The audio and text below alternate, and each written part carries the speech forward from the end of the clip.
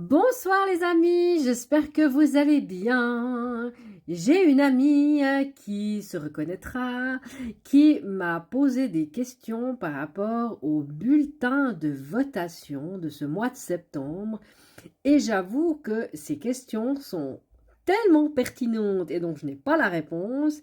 J'ai fait un mail à la chancellerie cantonale vaudoise pour avoir des éclaircissements.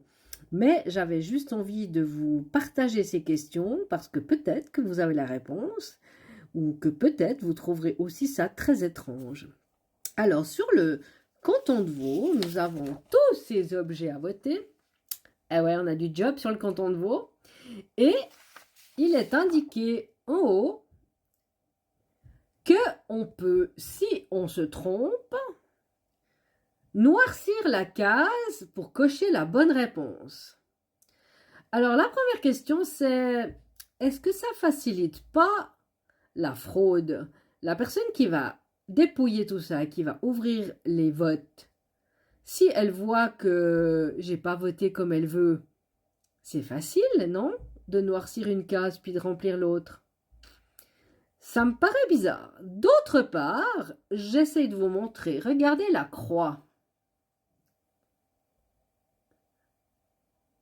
Elle dépasse de la case, alors que moi, j'ai toujours compris que si la croix dépassait la case, mon vote était invalide.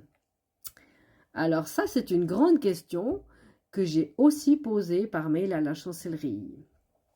Et l'autre question que j'ai posée, sachant que sur le canton de Genève, les enveloppes, là, les enveloppes que vous allez retourner avec votre bulletin de vote sur Genève, c'est affranchi à forfait.